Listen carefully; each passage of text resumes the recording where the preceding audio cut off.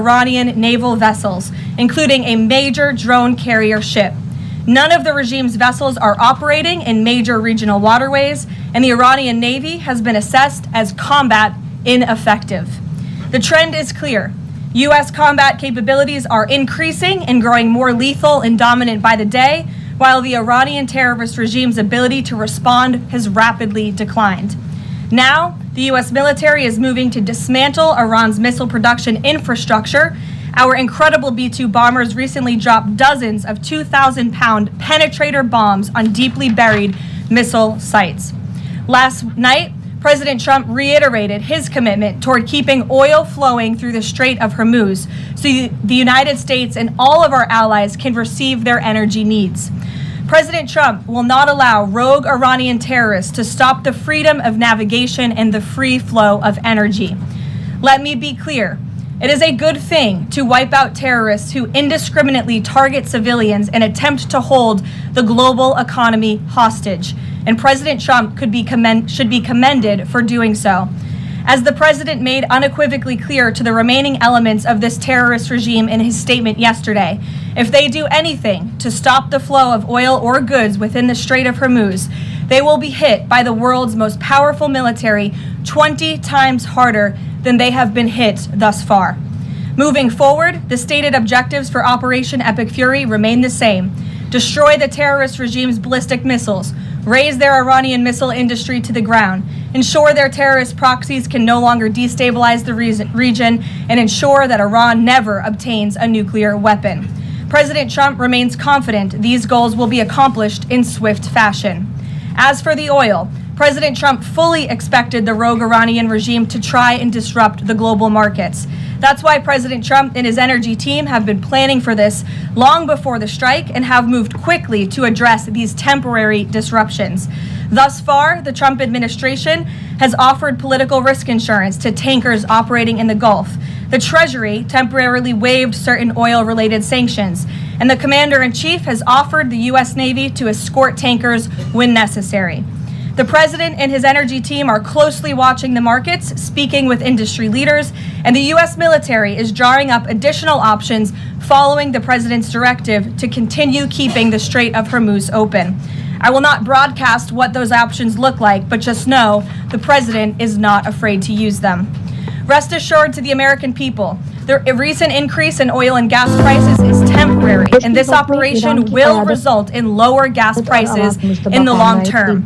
Once the national security objectives of Operation Epic Fury are fully achieved, Americans will see oil and gas prices drop rapidly, potentially even lower than they were prior to the start of the operation. And we will live in a world where Iran can no longer threaten the United States or our allies with a nuclear bomb. On another matter here at home, President Trump is urging Congress to pass the Save America Act, one of the most critical pieces of legislation in our nation's history.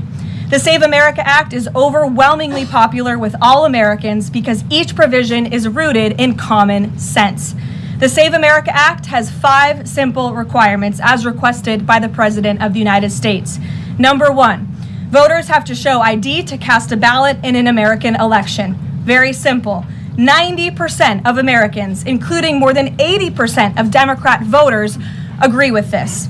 Number 2, the Save America Act will require all voters to show proof of citizenship in order to register to vote in American elections. Again, this is popular and rooted in common sense. Only American citizens have the right to vote in American elections. But after Joe Biden and the Democrats allowed tens of millions of illegal aliens into our country, it's more important than ever to ensure that only American citizens are registering to vote on our nation's voter rolls, and Congress needs to pass this. Number 3, the Save America Act abolishes the incredibly unsecure practice of universal mail-in ballots, which throw the door wide open for fraud.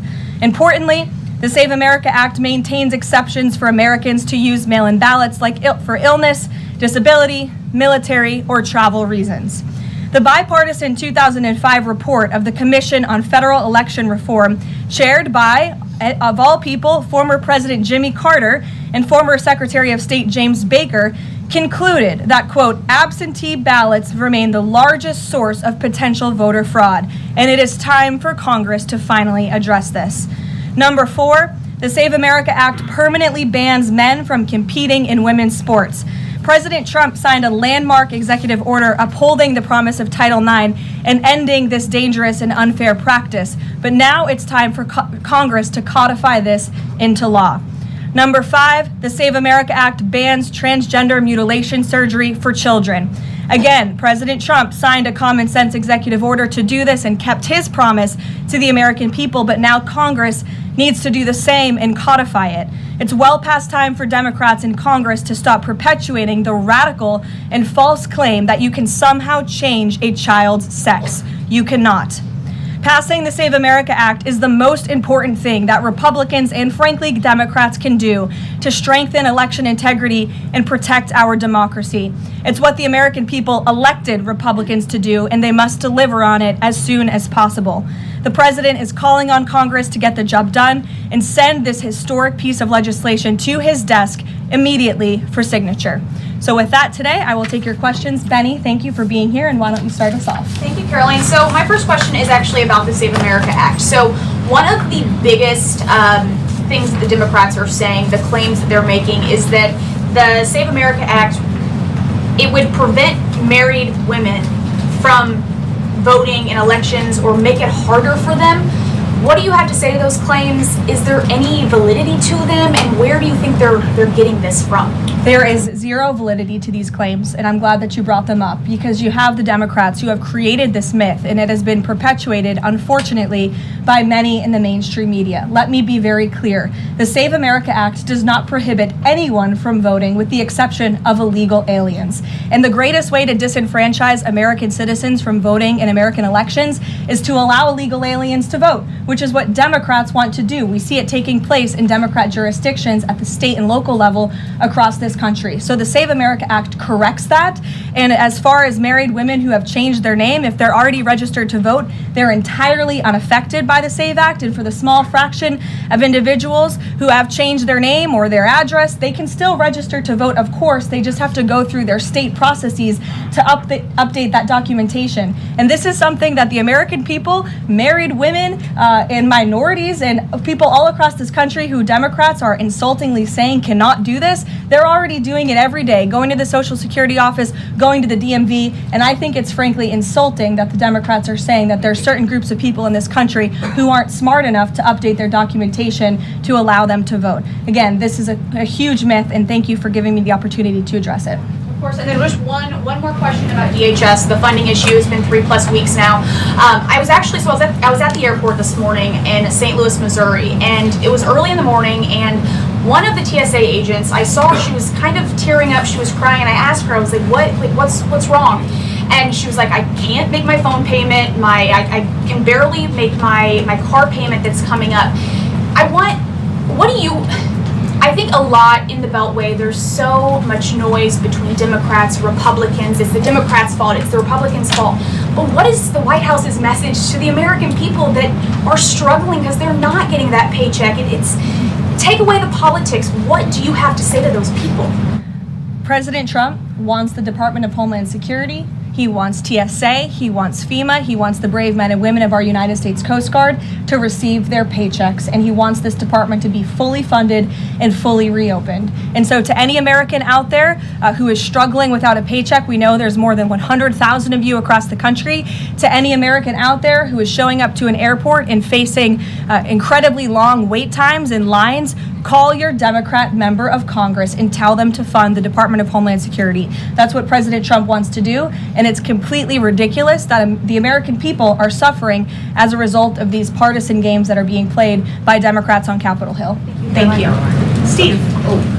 You said the operation was going faster than anticipated. What is your current timeline for how long the war will last? So look, as you know, Steve, the president and the U.S. military's initial timeline was about 4 to 6 weeks to achieve the full objectives of Operation Epic Fury. Again, to destroy their missiles and their ability to make them, destroy their navy, permanently deny them nuclear weapons forever, and to, of course, weaken their evil terrorist proxies in the region. We know that the U.S. military and our brave warfighters are quickly and expeditiously executing these objectives well ahead of schedule, but ultimately the operations will end when the commander-in-chief determines the military objectives have been met, fully realized, and that Iran is in a position of complete and unconditional surrender, whether they say it or not. Does the president still want Iran's unconditional surrender? Well, when President Trump says that Iran is in a place of unconditional surrender, he's not claiming the Iranian regime is going to come out and say that themselves. What the president means is that Iran's threats will no longer be backed by a ballistic missile arsenal that protects them from building a nuclear bomb in their country. I could make an empty threat, but if I have no actions to back it up, then it's an empty threat. And so President Trump will determine when Iran is in a place of unconditional surrender, when they no longer pose a credible and direct threat to the United States of America and our allies. Adriana. Can you explain why the Energy Secretary posted and then appeared to have deleted a post on X saying that the U.S. Navy escorted an oil tanker through the Strait of Hormuz? Yes, I was made aware of this post. I haven't had a chance to talk to the Energy Secretary about it directly. However, I know the post was taken down pretty quickly, and I can confirm that the U.S. Navy has not escorted a tanker or a vessel at this time, though, of course, that's an option the president has said he will absolutely utilize if and when necessary at the appropriate time. And if this was something that was posted erroneously, could it be because of a staffer? I guess, will there be any consequences for this? I know you still have to consult, but just generally speaking. Again, I would defer you to the Department of Energy to answer that question. And if I could just follow up really quickly. Sure. In terms of oil sanctions, the president said that there would be some sanctions that would be lifted. Would those be on Venezuela, Russia? Could you give some specifics there and then timing for that as well? Sure. I know it's something that the Treasury Department and the President's energy team continue to discuss, and they will ultimately consult with the President before decisions are made. I don't have any announcements on new sanctions or the lifting of new sanctions for you today. Alex. Thank you. Reuters has reported that about 150 U.S. service members have been injured so far. Can you confirm that number and elaborate on that?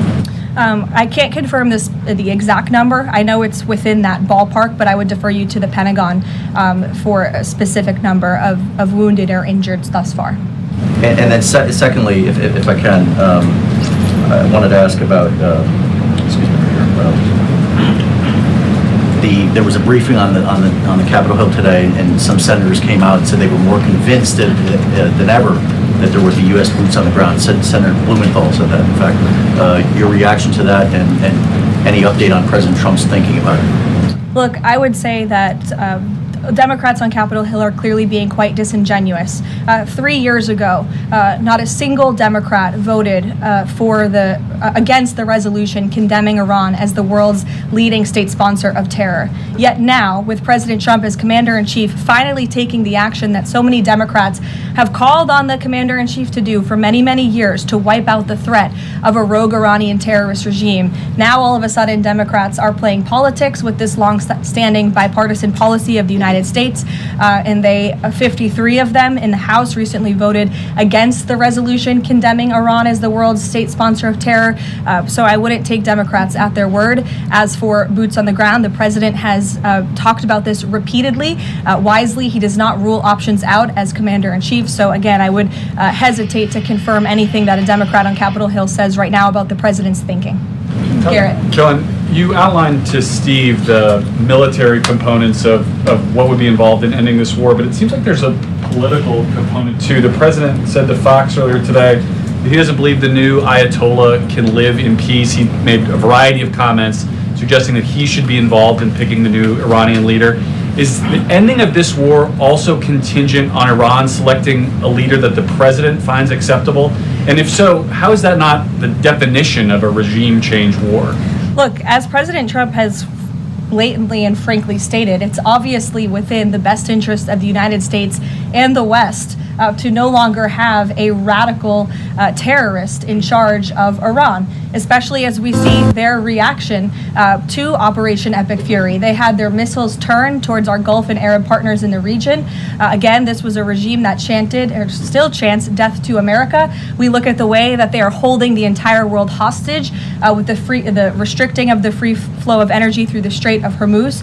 So the president, I think, is making quite an obvious comment. Again, as for the timeline of the military operations with respect to Iran, we have objectives that we have laid out that the commander-in-chief wants to see achieved. When they are achieved, then it will ultimately be up to the president to end this operation. Okay, so I think you're not exactly addressing my question, though. Is that political objective also necessary for the president to decide to end this war? Look, again, I just told you the objectives of Operation Epic Fury. When those objectives are met, the president will dictate the end of these operations when he deems that Iran no longer poses a credible threat to the United States of America. And again, it goes back to, what does that unconditional surrender look like? Iran can talk all they want, and their words will be very empty when we've completely annihilated their navy, as we are doing, when we've taken out the threat of their ballistic missile capability, when we can firmly, finally ensure that they can no longer make a nuclear bomb to threaten the United States and our allies and our troops in the region. And that's what President Trump is ultimately seeking to do with respect to this operation. Karoline? Jennifer. There was a shooting outside of a synagogue in Baltimore. Do you know if the president has been briefed on that, and do you have any more details on what happened? I don't, but we certainly will get you more details, Jennifer. And I don't know if the president has briefed, but I'll check on that when I get back to the Oval Office after this. Sure. Thanks, Caroline. The president said yesterday for the first time that he had to strike Iran because he believes that Iran was going to strike U.S. targets within 7 days. And then he bumped that down later to 3 days. Where is he getting that? Well, that's not the first time the president has said that he chose to launch Operation Epic Fury because he felt as though Iran was going to strike the United States and our assets in the region first. Again, I addressed this in the last briefing.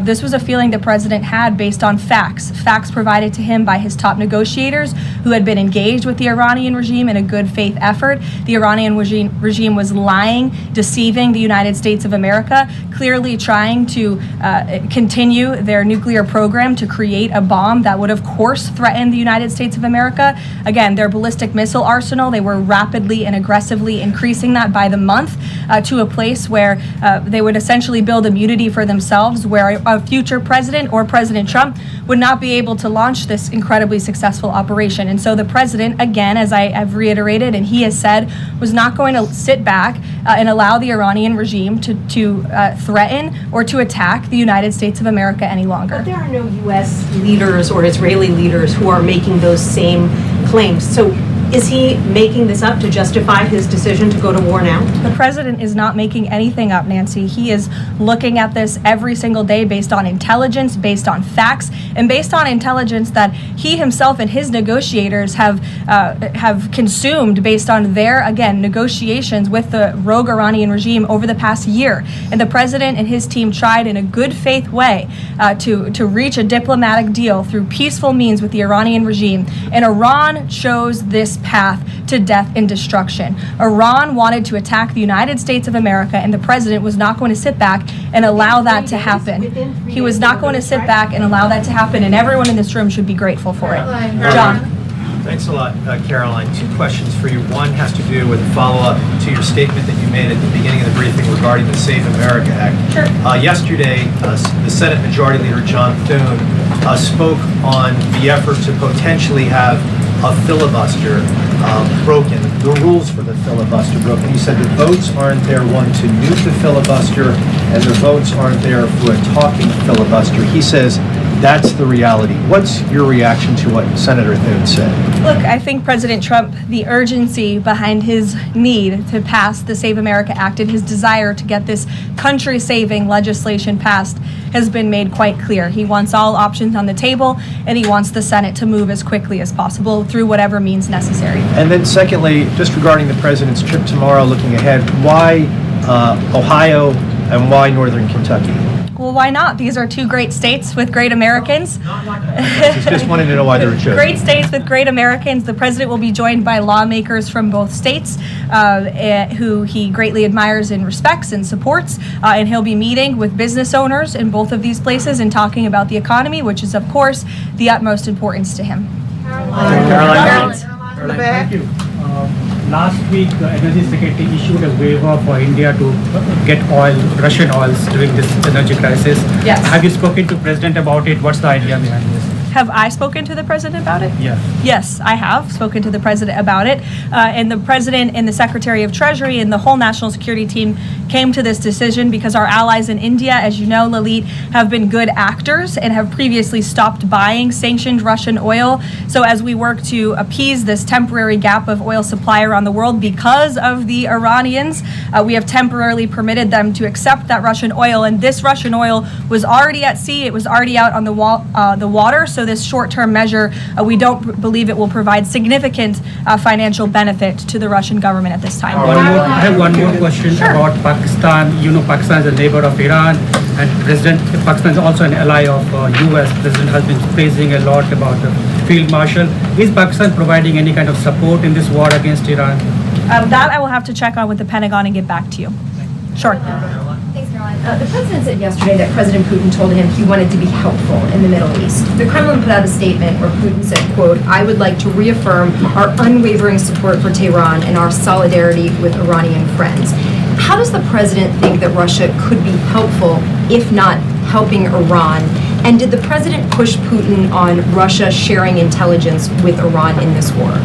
The president and his special envoy Witkoff have both said that, of course, they've sent a message to Russia that if that was taking place, it's not something they would be happy with, and they hope that it is not taking place. As for further details about the discussions between these two leaders, I'll leave it to the president to divulge any more of that conversation, but he did confirm it yesterday and provided you with a little bit of the background and his view and his perspective, as he always does. Regarding the missile strike on the Iranian school, how long does the administration expect that investigation to take, and will the White House or the Department of Defense release a full report of its findings once the investigation is complete? The Department of War will do that. The investigation continues, and as the president said yesterday at his press conference, he will accept the conclusion of that investigation, whatever it may be. We'll go to the back row for some love. Sure, in the back, with the glasses. Sitting down.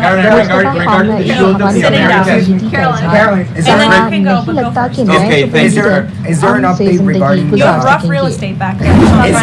is there an update regarding Cuba, and also is economic deal imminent?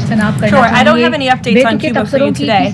Obviously, this is something the administration is actively dealing with. The president's made it quite clear, it's his belief, based on fact, that the Cuban regime is bound to fall. The country is obviously in a very weak place, economically speaking. The people are crying out for help, and the president believes and knows that the Cuban regime wants a deal. So as you know, Secretary of State Rubio has been engaged in those conversations as directed by the president. I don't have any updates for you today, though. Thank you, Caroline. Regarding the shield of the Americas, the President Trump this weekend, big names, a lot of countries, but some notable absences. For instance, Colombia, which is a key ally with the United States in terms of counter-narcotics, and President Gustavo Petro was here at the White House, and he met with President Trump. Why wasn't Colombia invited to the shield of the Americas? I don't think we're seeing the level of cooperation we quite want to see yet from the Colombian government to invite them to the Shield of America's event in Pact, but we certainly hope that this newfound organization will expand and we can continue to invite additional member countries. But there was quite a few countries there. I believe there were 17 countries represented, 12 heads of state with the president over the weekend. They signed a defense agreement with all of our militaries to emphasize the need to combat drug cartels through Latin America in the Western Hemisphere, and ultimately, of course, to curb the illegal trafficking of drugs to the United States, which is the president's utmost priority in all of this. So it was a great event on Saturday, and we look forward to the coalition expanding. I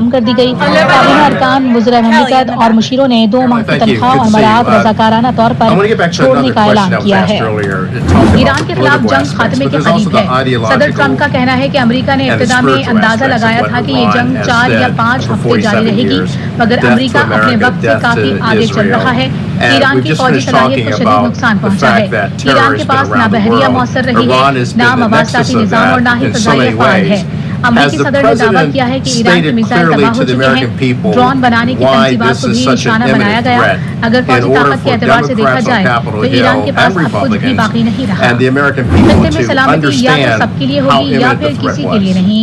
Iran पर हमले जारी रहे तो खत्ते से 1 litre तेल भी बरामद होने नहीं देंगे। ईरान जंग से मुतालिक सदर ट्रंप के खिताब और मीडिया टॉक पर पासदाराने इंकलाब का रद्द-ए-अमल सामने आ गया। तर्जुमान ईरानी पासदाराने इंकलाब ने ईरान के बारे में ट्रंप की बातों को बेमायने करार देते हुए कहा कि जंग के खात्मे का तयन हम करेंगे। पासदाराने इंकलाब ने ये भी वाज़ेह किया है कि अमेरिकी और इजरायली सफीरों को निकालने वाले ममालिक को कल से आबनाए हुर्मत से गुजरने की मुकम्मल आज़ादी होगी। अमेरिका और इजराइल के ईरान पर फ़ज़ाई हमले जारी। तेहरान पर शदीद बमबारी, दर्जनों अमवात की इत्तलात। मशरिकी तेहरान में सनअती मरकज़ों रिहायशी इमारतों को निशाना बनाया गया। तेहरान में धमाकों से जमीन लरज़ उठी। बाज़ इलाकों में बिजली बंद। करज और तबरेज़ समेत कई ईरानी शहरों पर भी शदीद हमले। कर्ज में धमाकों से आसमान रोशन हो गया। कर्ज समेत 3 इलाकों में हमलों से फ्यूल डिपो मुतासर। नजफाबाद पर भी बमबारी, दर्जनों अफराद शहीद और मुताबिक जख्मी। सहूली हमलों में अब तक शुहदा की तादाद 1350 से जायद हो गई। ईरान के भी इजराइल पर जवाबी वार। रहबर आला के इंतखाब के बाद से ईरान के इजराइल पर हमले जारी। IRIB ने मिसाइल की तस्वीर जारी कर दी जिस पर नारा लब्बैक सैयद मुश्तबा दर्ज था। 24 घंटों में 4 अमरीकी दिफाई रडार तबाह कर दिए। 200 अमरीकी फौजी हलाक या जख्मी। बहरीन में ऑयल रिफाइनरी के करीब ड्रोन हमला, 32 अफराद जख्मी। इराक में अमरीकी फौजी अड्डे पर ड्रोन हमले। कोयत में सरकारी इमारत में हमले के बाद आग भड़क उठी। ईरान ने अमरीका के 11 जदीद MQ-9 रैपर ड्रोन्स मार गिराए। अमरीका को $33 करोड़ का नुकसान हुआ। अमरीकी टीवी चैनल के मुताबिक 2 MQ ड्रोन्स हालिया दिनों में ही गिराए गए। इंटेलिजेंस, निगरानी, जासूसी हमलों के लिए बनाया गया MQ-9 ड्रोन 480 किलोमीटर फी घंटे की रफ्तार